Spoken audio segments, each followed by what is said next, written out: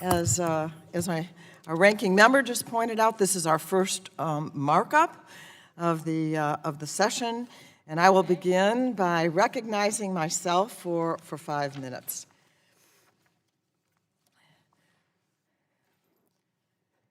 So in today's world, unfortunately, too many Americans are skeptical that government does much of any good for them. But that's not true of today, and it's not true here. It's really humbling to chair the subcommittee as we mark up 6 bipartisan bills that will actually save lives. Think about it for a moment. Our committee is going to be ensuring that no more children, we hope no more, die from dressers that tip over and crush them. No more babies will suffer from suffocation from crib bumpers. No more people are burnt from unsafe fuel containers. Families are safe from carbon monoxide poisoning in their homes, and firefighters are safe from chemicals that can actually exacerbate fires. This is the stuff of everyday life. And I am proud to be the lead sponsor of 2 of those bills and co-sponsor of all 6. I want to thank my colleagues on both sides of the aisle for their leadership on these important pieces of legislation. I also want to say a special thank you to all the staff on both sides of the aisle for the good work that they have done and that we have all done together. Mike Thompson and David Joyce, a Democrat and Republican who do not serve on this committee, introduced the Portable Fuel Safety Container Safety Act, which would direct the Consumer Product Safety Commission to establish a mandatory standard for flame mitigation devices in portable fuel containers. The first bill we will be marking up is the Sturdy Act, which would direct the CPSC to enact a mandatory standard to prevent furniture tip-overs. Every hour of every day, common pieces of furniture like clothing storage units, dressers, and chests tip, tilt, and fall. According to the CPSC, tip-overs inflict around 3 injuries per hour and cause, unfortunately, hundreds of avoidable child fatalities. Product experts and parental groups agree that tip-over injuries are preventable, but current industry standards are simply not enough. In 2018 alone, over 2 million units of children's products faced recall, and nursery furniture was among the leading category. CPSC rulemaking can't move fast enough. And in the last 10 years, the CPSC finalized only 1 mandatory safety standard, so I'm so appreciative of Ranking Member Kathy Rogers for her commitment to working with me on this legislation. The second bill was introduced last month with my friend from Chicago, Bobby Rush, and Robin Kelly, is the Safe Cribs Act, which would ban crib bumpers. The American Academy of Pediatrics safe sleep recommendations call for infants to sleep on a firm, flat surface and does not recommend the use of crib bumpers due to the risk of suffocation. CPSC, for its part, has been working on safety standards for crib bumpers since 2012. But it is not clear when, if ever, they will adopt a standard, and families need this legislation now. And finally, I want to take a moment to make a note about to make note of H.R. 3163, the FASTER Act, which is designed and aiming at speeding up recall products, which I think is clearly needed. But I do want to say that this bill is not being marked up this morning, but was included in the legislation that we heard last month. We have been working in a bipartisan, good faith discussions on the bills that are under consideration today, and will continue to do so, including working on H.R. 3169, the FASTER Act.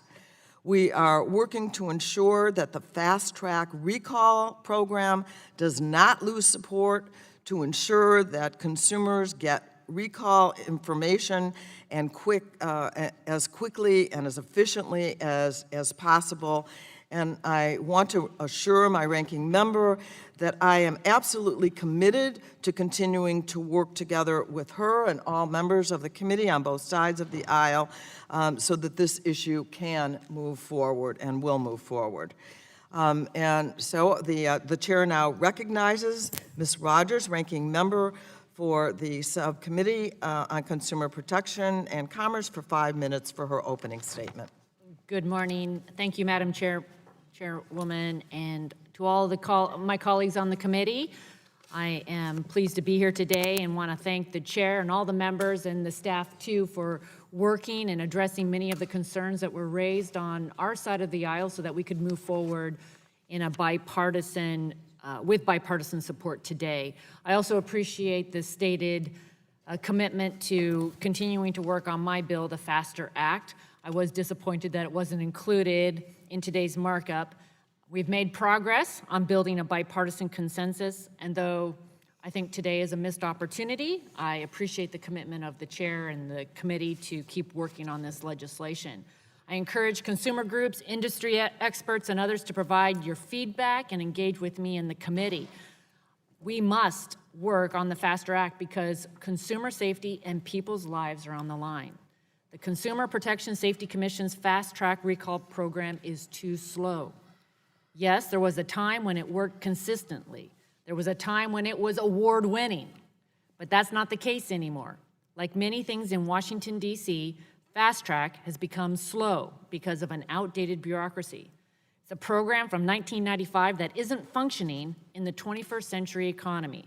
It's time to speed the recall process up again.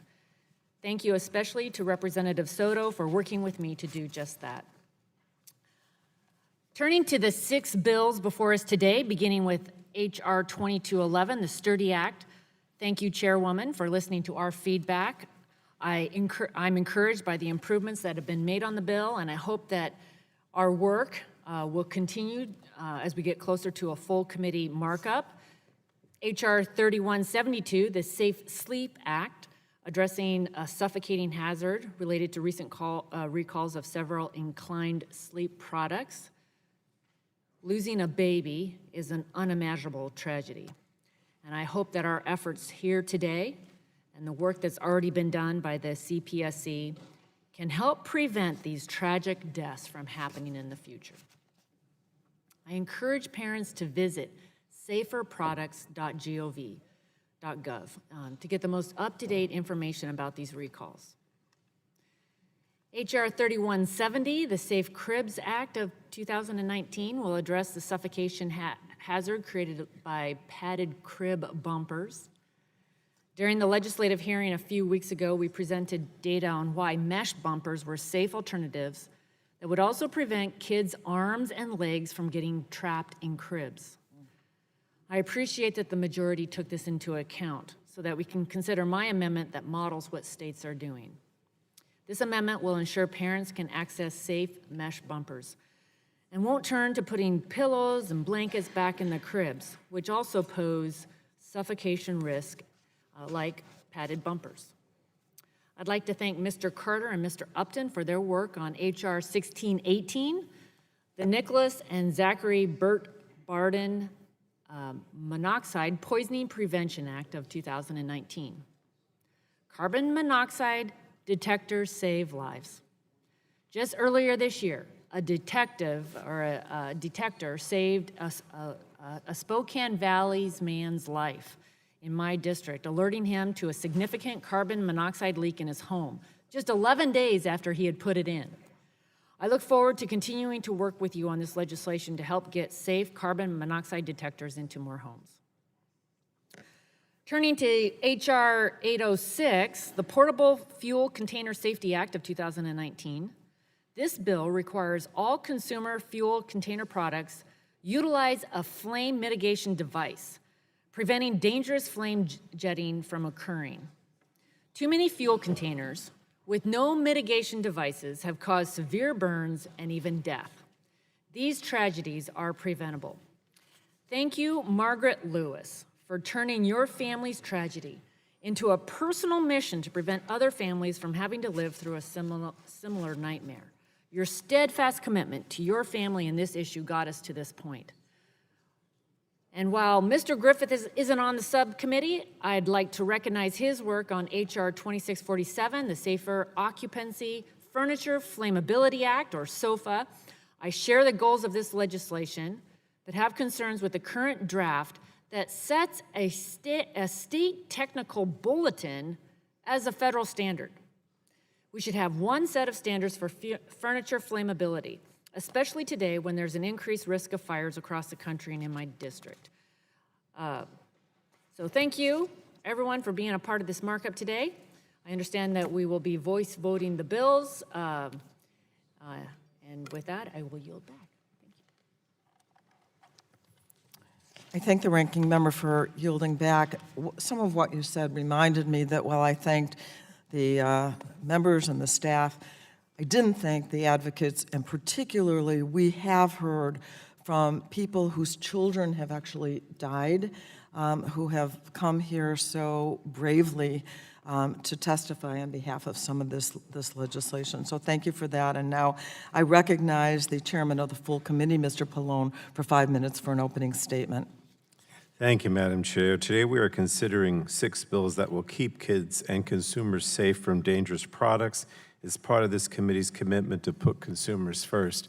Madam Chair, I just wanted to say, you know, a lot of people say that consumerism is dead and that, you know, the public or the media don't pay attention to it and the Congress doesn't pay attention to it. But I want to commend you because from the very beginning when you decided to chair this subcommittee, you said that we were going to put consumers first and that consumerism isn't dead and that we need to do whatever we can to protect consumers, and this is really part of that. And the other thing, too, is, you know, I always hear people say, well, you know, politicians don't care about kids because kids don't vote. And the reality is that you care, and this committee cares on a bipartisan basis about kids and putting kids and consumers first. So I just wanted to say that by way of opening. Congressional action is needed given the failure of the Consumer Product Safety Commission to act in recent years. At recent hearings, we heard from parents, consumer advocates, and even some commissioners that CPSC is too slow to act, too timid, or too deferential to industry, and its inaction has resulted in unnecessary injuries and at times cost Americans their lives.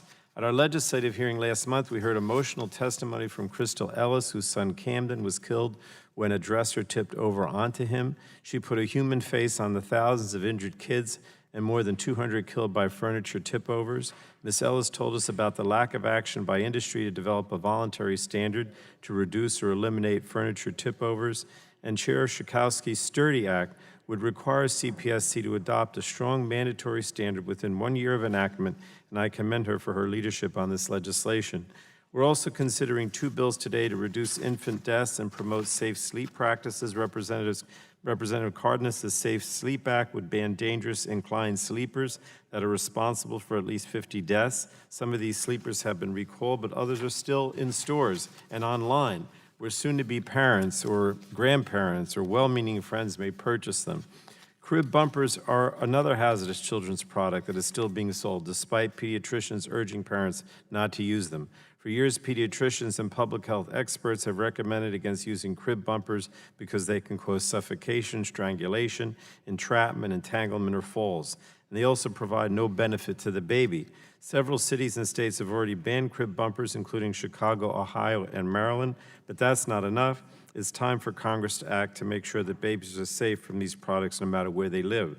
And we're also considering 3 bills that have long had bipartisan support. Representatives Custer and Carter introduced the Nicholas and Zachary Burton Carbon Monoxide Poisoning Prevention Act. This bill would direct CPSC to establish a grant program for states and local governments to install carbon monoxide alarms in dwellings, childcare facilities, schools, and senior centers, and to assist with education and enforcement efforts to keep Americans safe from this silent killer. Representatives Thompson and Joyce introduced the Portable Fuel Container Safety Act, which is also co-sponsored by numerous Democrats and Republicans, and this legislation would require CPSC to adopt a mandatory rule to prevent flame jetting in portable fuel containers and improve child resistance controls on kerosene and diesel fuel containers. And finally, Representatives Matsui and Griffith introduced the Safer Occupancy Furniture Flammability Act, which would adopt California's furniture flammability standard for upholstered furniture as a national flammability standard. California's standard can be met without the use of toxic flame retardant chemicals that endanger not only the families that have these chemicals in their household furniture, but also firefighters who are exposed to them when battling fires. As we heard from Captain Chris Parsons at our hearing last month, these chemicals have caused severe health problems for firefighters, and I commend Representatives Matsui and Griffith for their leadership on this issue. So, and all 60 of these bills will save American lives, and particularly kids, and that's why I'm pleased to support them and appreciate all your work, Chairman Schakowsky, and the fact that this is bipartisan. I yield back. I thank you, Chairman Pallone, and now I recognize Mr. Walden, the ranking member of the full committee, for 5 minutes. I'm glad with all these bandages you still recognize me, Madam Chair. Really? Thank you. I'm fine. It was just always wear sunscreen. Good morning. Welcome to the first Consumer Protection and Commerce Subcommittee markup of the year. And today we, as we've heard, we'll consider these 6 really important bills. I know there's been a lot of discussion about them. I know some of them are more ready for prime time than others, but I know we're all working together in a good bipartisan spirit to get them perfected by the full committee. As I know you've made the commitment, Madam Chair, on the FASTER Act, we look forward to getting that in a good place as well, and we appreciate the majority continue to work with us on all of these. And I know there are still some issues, but I want to thank Ms. Rogers for her leadership in this area, because this was once an award-winning fast-track recall program, but it has slowed to a crawl, and we need to fix it. So the FASTER Act includes provisions of the existing Consumer Product Safety Commission program. It takes lessons learned from the recall processes at the National Highway Traffic Safety Administration and the FDA. And I think it's a real common sense bill. It puts consumers first and bureaucracy second. I also want to thank our subcommittee Republican leader, Ms. Rogers, for her leadership on this importance of maintaining the fast track recall program, as well as Mr. Soto for his support of this legislation as well. Protecting consumers, I know, is a real passion of yours, and it's something that's shared in a bipartisan way to take care of our most vulnerable, our kids in society especially. So we appreciate that. And then, of course, H.R. 806, the Portable Fuel Container Safety Act of 2019. This really will prevent injuries and deaths from flame jetting. H.R. 806 requires the use of mitigation devices. These will drastically improve safety around the use of portable fuel containers. And as you've already heard, and will hear throughout the markup, concerns remain about some of the other bills we'll consider today. But in the spirit of bipartisanship, we intend to work with you to voice vote these out of the subcommittee, continue them on their legislative journey, and negotiate the final language before the full committee markup. My hope is we can keep this process bipartisan and resolve our concerns. And so, Chair Schakowsky, thank you for your leadership on these issues and for your continuing commitment to work with us to find bipartisan solutions. And with that, I yield back the balance of my time. I want to thank the ranking member of the full committee. And now, are there any other members who seek recognition? And that would be for 3 minutes. Okay. Seeing none, I believe that concludes our opening statements, and pursuant to committee rules, members' written opening statements shall be made part of the record. Please submit written opening statements to the clerk's desk. So at this time, we will begin the bill consideration. The chair calls up H.R. 2211, the Stop Tip-Overs of Unstable Risky Dressers on Youth Act, the Sturdy Act, and the clerk will report the title of the bill. H.R. 2211, a bill to require the Consumer Product Safety Commission to promulgate a consumer product safety rule for freestanding Without clothing. objection, the first reading of the bill will be dispensed with. The bill is now considered as read. Without objection, the bill is considered as read and open for amendment at any point. I will now recognize myself to offer an amendment in the nature of a substitute introduced by me and Ranking Member Rogers. My amendment is labeled SLW 226, SLW 26. The clerk will report the amendment. Amendment in nature of a substitute to H.R. 2211 offered by Ms. Jakowski of Illinois. Strike out all after the Without objection, the reading of the amendment will be dispensed with, and I now recognize myself for 5 minutes.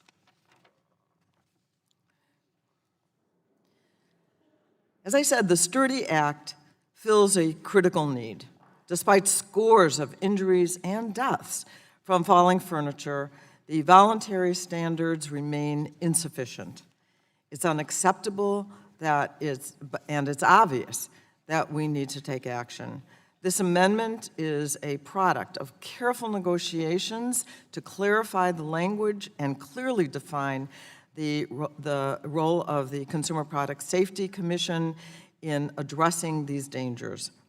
I want to thank Ranking Member Rogers for working so closely with me over the past few weeks, and thank the staffs as well to move this bill forward with bipartisan support. It's simple. This bill will save lives, and I hope my colleagues will join me in supporting the Sturdy Act. Madam Chair. Yes, let me recognize the ranking member. I move to strike Yes, the I'm last yielding. word. Okay. Yes. This morning, I joined Chair Jakowski offering this amendment in the nature of a substitute to H.R. 2211, the Sturdy Act.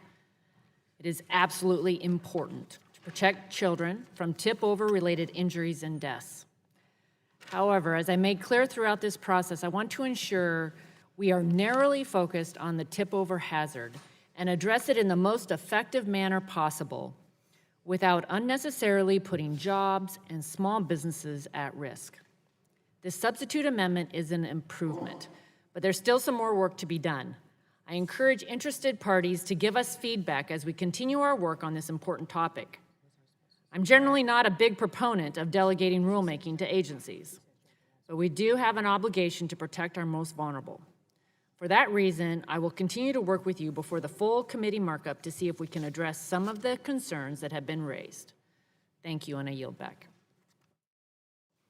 Thank you, and I assure you that we will be working with you. And are there other members seeking recognition to speak on the amendment? Madam Chair. For what purpose does Mr. Latta seek recognition? Thank you very much. Strike the last word. The gentleman is recognized for 5 minutes. Thank you, Madam Chair. I truly appreciate the work that you and the subcommittee have done to address the safety of our children from the possibility of furniture tip-overs. I believe that there should be a safety standard to guide manufacturers as they seek to improve furniture stability. That is why I support making the current voluntary standard mandatory so that the CPSC will have more enforcement tools to go after bad actors. The CPSC is currently working through the rulemaking process to allow them to do this. I do have concerns with how H.R. 2211 is currently drafted because of the new standards it implements that will significantly impact the engineering and testing of units for furniture manufacturers that are making safe products. Mandating the current voluntary standards coupled with strong enforcement will be an effective approach to ensure that these pieces of furniture are safe. It is my hope that as this bill moves through the full committee, the majority will continue to work with us to address these concerns, that we can focus on what matters most, protecting our children from harm by providing workable solutions. And with that, Madam Chairman, I yield back the balance of my time. Thank you, Mr. Ledar. Are there other members seeking recognition to speak on the amendment? Okay. Seeing none.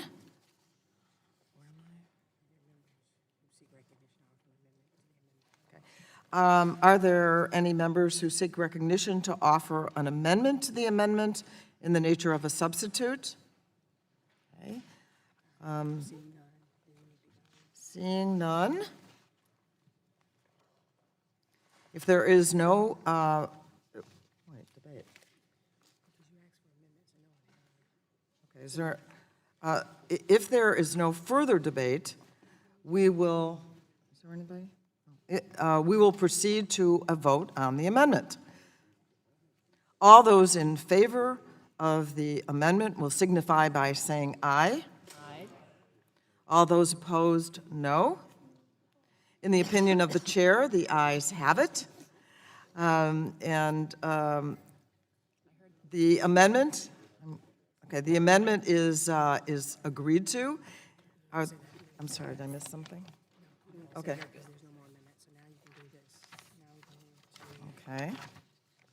Being my first markup, I'm sorry, what are you saying? So we've already done that, so now we're moving to, Okay, the amendment then, in the nature of a substitute to H.R. 2211, is agreed to.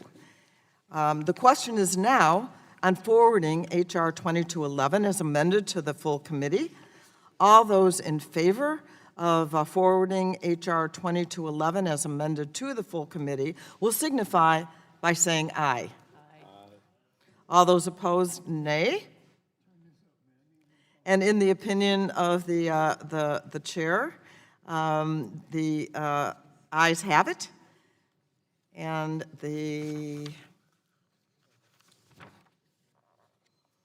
and H.R. 2211 as amended is favorably forwarded to the full committee. Okay. The chair now calls up H.R. 3172, the Safe Sleep Act. The clerk will report the title of the bill. H.R. 3172, a bill to prohibit the manufacture for sale, offer for sale, distribution in commerce, or importation in the United States of any inclined sleeper for infants and for other purposes. So without objection, the first reading of the bill will be dispensed. Well, actually, we didn't dispense with it. We heard it. And the bill is now considered as read. Without objection, the bill is considered as read and open for amendment at any point. So I recognize myself then for 5 minutes to strike the last word. I'm proud to speak in support of Congressman Cardenis's bill, the Safe Sleep for Babies Act, which will finally ban inclined sleepers. These products have been the source of all kinds of confusion for consumers. More often than not, parents and other caregivers are unaware that children have died while using the many versions of these products. There have been many recalls of these products over the years, but just recently, in the face of dozens of deaths from the rock and play, it took our hearing on this bill to get the CPSC to recall that product. But the rock and play and the other inclined sleepers that are still on the market should never have been sold in the first place. There has been so much evidence that these products are dangerous, but that evidence, unfortunately, was ignored. We cannot ignore these deaths, and we cannot allow the CPSC to continue to ignore the problem. So, Congressman Cardenas, I want to say a special thank you to him for introducing this bill, and I urge my colleagues to support this bill and save lives. So are there other members seeking recognition to offer a bipartisan amendment? Madam Chair, Yes, for what purpose? Does the chairman seek recognition? I'd like to offer an amendment on behalf of Mr. Cardenas that basically changes the name of the act. Okay, what is your amendment, what is his amendment labeled? It looks like it's just Amendment 1, OBJY 01. Okay, the clerk will report the amendment. Amendment to H.R. 3172, offered by Mr. Pallone on behalf of Mr. Cardenas. Page 2, begin on line 4, strike safe sleep Without act. objection, the reading of the amendment will be dispensed with. The gentleman is recognized for 5 minutes. Thank you, Madam Chair.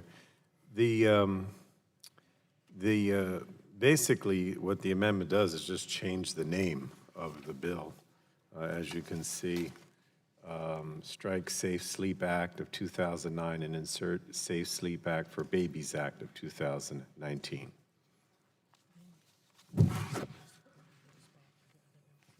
Oh, okay. Mr. Pallone yields back. Are there other members seeking recognition to speak on the amendment? Okay.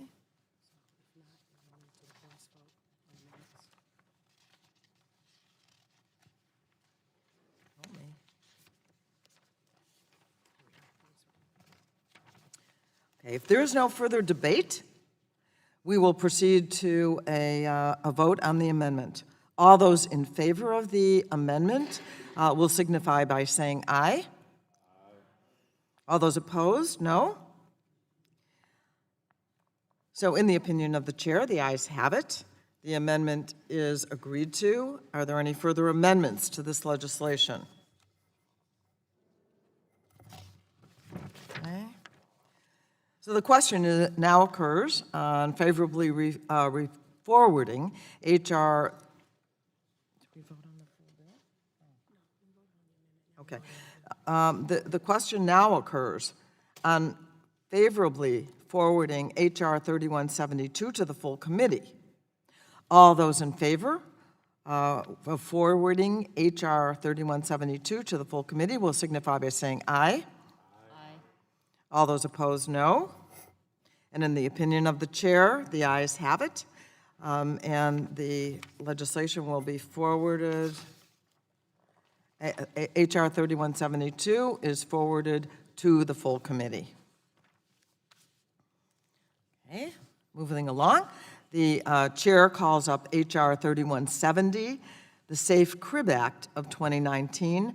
The clerk will report the title of the bill. H.R. 3170, a bill to prohibit the manufacture, for sale, offer for sale, distribution. Without objection, the first reading of the bill will be dispensed with. The bill is now will now be considered as read. Without objection, the bill is considered as read and open for amendment at any point. Madam Chair, I have a bipartisan amendment at the desk. It's titled Bumper 01. We have it. Okay. Where are we? The clerk will report the amendment. Amendment to H.R. 3170, offered by Mrs. Rogers of Washington. Page 2, line 16, strike and insert a semicolon. Page 2, beginning on line 18. Without strike. objection, the reading of the amendment will be dispensed with. The gentlewoman is recognized for 5 minutes. I offer this bipartisan amendment to H.R. 3170, the Safe Cribs Act, to ensure that we are focused on addressing the specific suffocation risk padded crib bumpers present. I agree with the goal of the bill, to protect infants from suffocation risk associated with crib bumpers. However, as introduced, 3170 banned all crib bumpers, including safe mesh liners. There's no evidence that non-padded mesh liners pose a suffocation risk to infants. In fact, banning mesh liners would have actually increased the risk of injury to infants. While new crib standards prevent infants from being able to get their heads stuck, there's still a risk of them trapping their arms and legs. We have the data clearly showing this is a hazard. There are hundreds of instances of hospital trips for infants with dislocated or broken limbs that got stuck in between the crib slats. This has been recognized by every state or locality that has banned the sale of crib bumpers. Each has included an exception for mesh liners like this amendment. We must make sure that parents have safe tools to protect their families, not only from suffocation hazards, but also from limb injuries. This bipartisan amendment exempts non-padded mesh crib liners from the ban in H.R. 3170. I'd like to thank the majority and the bipartisan co-sponsors for joining me in crafting this amendment based on real-world data. This is a common-sense amendment, and I strongly urge all of my colleagues to support it. Thank you, and I yield back. I thank our ranking member, and are there other members seeking recognition to speak on the amendment? Okay. If there is no further debate, we'll proceed to vote on the amendment. All those in favor of the amendment will signify by saying aye. Aye. All those opposed, nay. In the opinion of the chair, the ayes have it, and the amendment is agreed to. Are there further amendments to this legislation?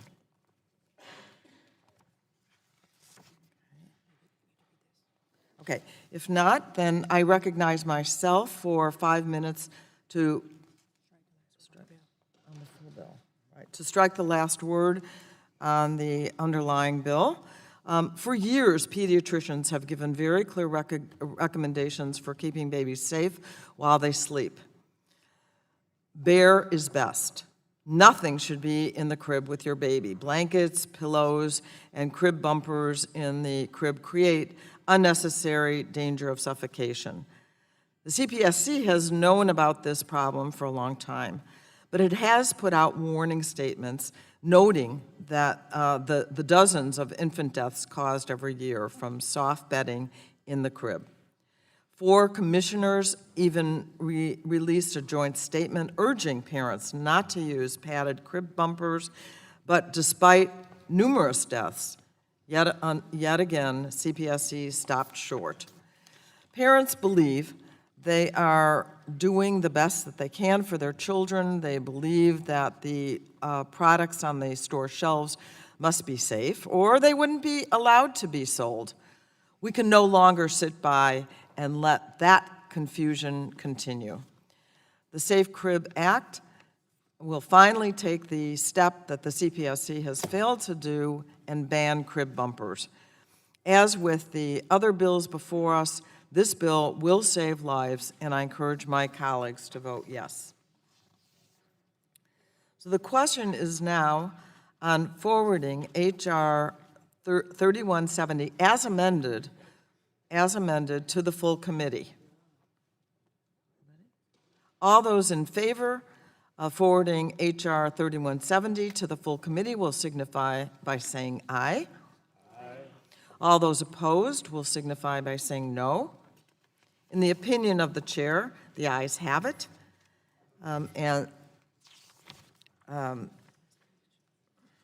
Excuse me. H.R. 3170, as amended, is favorably reported to the full committee. Okay. So the chair will now call up H.R. 1618, the Nicholas and Zachary Burt Carbon Monoxide Poisoning Prevention Act of 2019. The clerk will report the title of the bill. H.R. 1618, a bill to encourage states to require the installation of residential carbon Without monoxide objection, the detectors in first homes reading and of for the other bill will be dispensed with.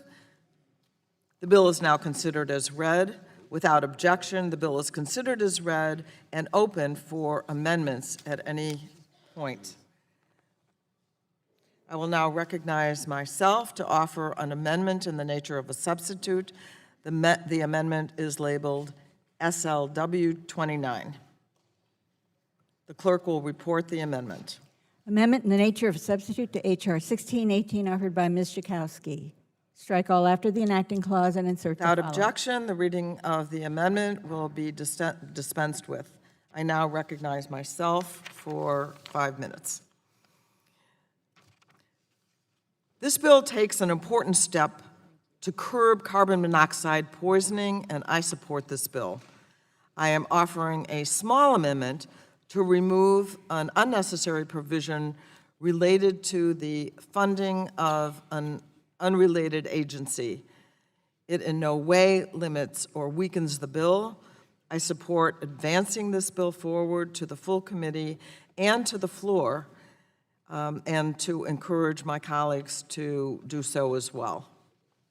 And I yield back. And are there others who wish to Madam Chair. speak on the amendment? Madam Chair. Yes, Mr. Carter is recognized. Madam Chair, I move to strike the last word. Madam Chair, it's no surprise that carbon monoxide poisoning is something that can impact all Americans regardless of where you live. However, we have seen in Georgia the effects of carbon monoxide poisoning on people. In early January, the Savannah Fire Department responded to a home where a mother and her children were experiencing the symptoms of carbon monoxide poisoning. It occurs much more frequently than many of us realize. According to the CDC, 50,000 people a year in the United States experience carbon monoxide poisoning. Of those, at least 430 people die from accidental carbon monoxide poisoning.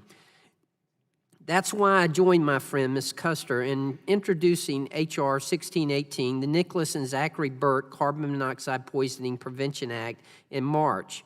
This legislation would establish a grant program for states to help assist them in carrying out CO poisoning prevention actions. Those grants can be used for everything from installing alarms in the units of elderly individuals to training officials in the installation of such alarms. While I'm happy to see this legislation sponsored by my good friend move through committee, I was disappointed to learn that the pay-for included in the underlying legislation would be struck under this amendment. I believe it is good fiscal practice to ensure we can fund these very programs we're here to help stand up. While this legislation can still be funded through discretionary appropriations, I hope that we can continue to work together in a fashion that will ensure that these programs can be a benefit to the people who need it the most, the American public.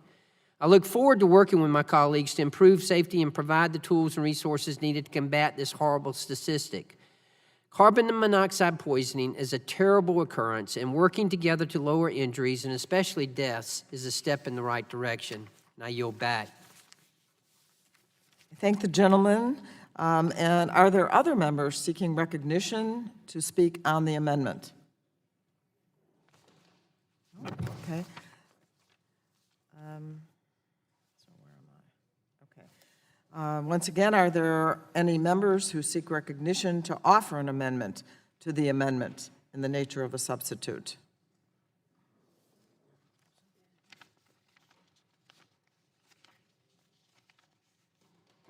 Okay, seeing none, if there's no further discussion or any further amendment, we will proceed to vote on the amendment in the nature of a substitute that I introduced.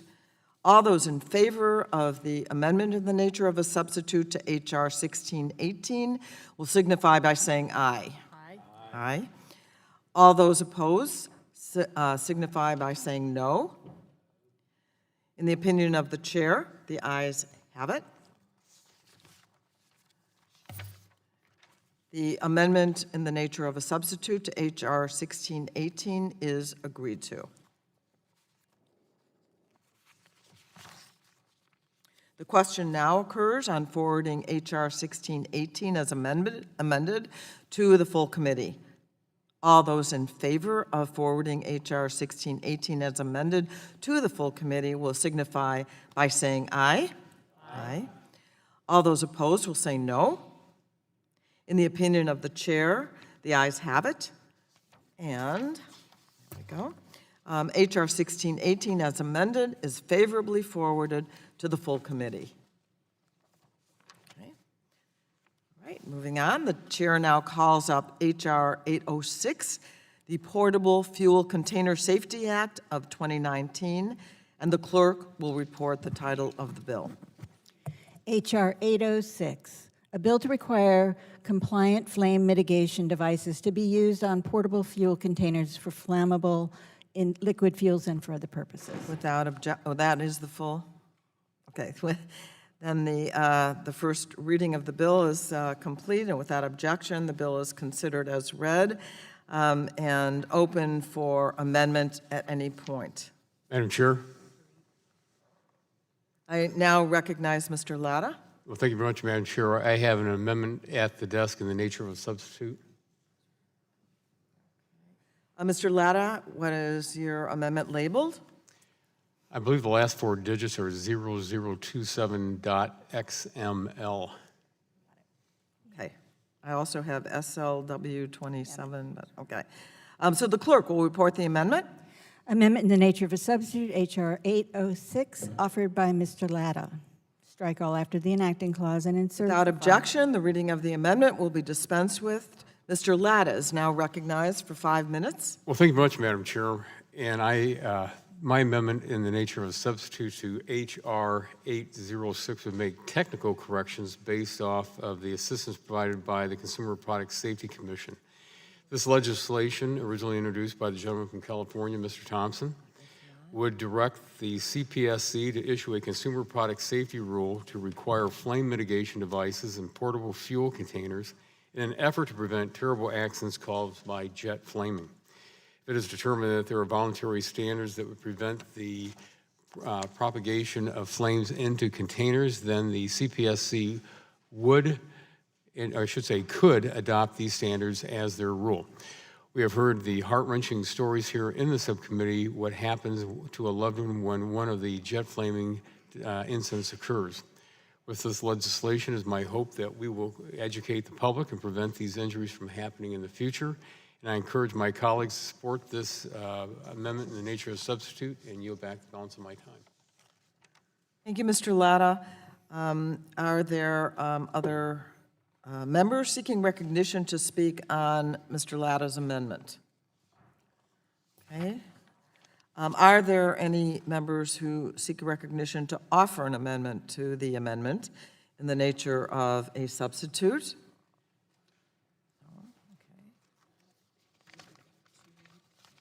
The amendment, right? Okay. If there is no further discussion and no further amendments, we will proceed to a vote on the amendment in the nature of a substitute introduced by the gentleman from Arizona. That's not. Okay. All those in, sorry about. Ohio. It's Ohio, yeah. Sorry about that. I know that. Are all those in favor of the gentleman from Ohio's amendment in the nature of a substitute to H.R. 806 will signify by saying aye. Aye. All those opposed, say no. In the opinion of the chair, the ayes have it. The amendment in the nature of a substitute to H.R. 806 is agreed to. Okay, now we move to, the question now occurs on favorably forwarding H.R. 806 as amended to the full committee. All those in favor of forwarding H.R. 806 as amended to the full committee will signify by saying aye. Aye. All those opposed will say nay, no. In the opinion of the chair, the ayes have it. And H.R. 806, as amended, is forwarded to the full committee.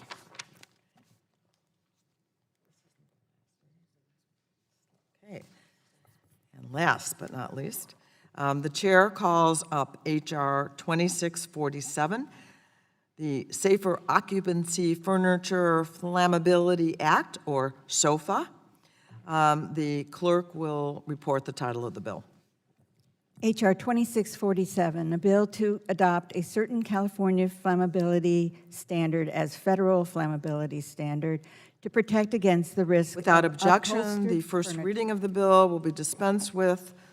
The bill is now considered as read. Without objection, the bill is considered as read and open for amendment at any point. Are there any members seeking recognition to offer a bipartisan amendment? Madam Chair, For what purpose does the member seek recognition? to strike the last word. The member may proceed. Thank you very much, Madam Chair, for including the SOFA Act that I introduced with Congressman Griffith in this markup. As many of you know, commonly used flame retardant chemicals in furniture have been found to be associated with adverse health effects, including fertility complications, certain types of cancer, heart defects, and hormone disruption. My home state of California has addressed this issue through Technical Bulletin 117 by amending the law in 2013 to reduce the need for these potentially dangerous chemicals in household furniture products, while continuing to enforce strong flammability standards that will ensure American safety. However, a lack of comprehensive action has unfortunately allowed for a patchwork of regulations across the country on flammability requirements, creating a difficult and burdensome regulatory framework for furniture manufacturers. Our bill would direct CPSC to take the California standard, which is already almost a de facto federal standard, and apply it nationally. I am pleased that Mr. Griffith and I have put forward a common sense solution that will ensure the integrity of our flammability standards, provide certainty in the market, and reduce the threat of exposure to health-harming chemicals. This bill enjoys broad support from stakeholders, including furniture companies, firefighters, and consumer protection advocates. I thank the subcommittee for including this important bill in this markup, and I do look forward to continuing to work with all interested parties as SOFA moves through the process to ensure it will pass Congress and benefit American consumers. And with that, I yield back. I thank the gentlewoman. Are there any members who seek recognition to offer an amendment? Madam Chair, I move to strike the last word. The gentlewoman is recognized for 5 minutes. Madam Chair, as I made clear earlier, I want to move forward in a bipartisan manner if possible. I agree with the policy objectives of H.R. 2647, the SOFA Act. Providing national uniformity is critical to ensure certainty for furniture manufacturers and retailers who support jobs across the country. However, I do have concerns with how H.R. 2647 was drafted. The bill incorporates a state technical bulletin into federal statute by reference. As far as I know, this is unprecedented, codifying a standard into statute. That could have significant implications for how it would be enforced. We should also learn about more specific concerns that have been raised within the CPSC about enforcement. I believe we can move forward and provide certainty and set a national standard. That needs to be our goal. I'm committed to working with you and the rest of our colleagues on this bill moving forward and hope we can find a bipartisan solution before the bill is marked up at the full committee. Thank you, and I yield back. I thank the gentlewoman and ask if there are any members who seek recognition to offer an amendment. Okay. Therefore, the question now occurs on favorably forwarding H.R. 2647 to the full committee. All those in favor of favorably forwarding H.R. 2647 to the full committee will signify by saying aye. Aye. All those opposed will signify by saying no. In the opinion of the chair, the ayes have it, and the H.R. 2647 is favorably forwarded to the full committee.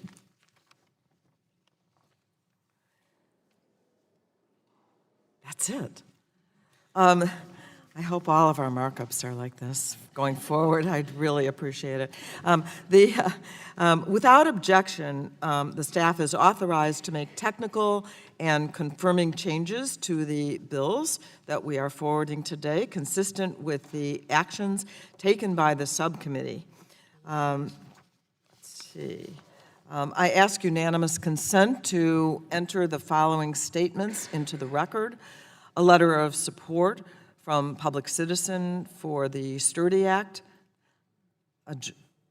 Without objection, a joint statement from Child Health and Consumer Advocacy groups supporting the Safe Cribs Act. A joint statement from Child Health and Consumer Advocacy groups supporting the Safe Sleep Act. A letter of support from consumer groups for the Sturdy Act. Is that it? Without objection, and so ordered. Just that? Any comments? Okay. Thank you, everybody. And with that, the subcommittee is adjourned. Very good. All right. All right. Thank you. Okay. Have a good day.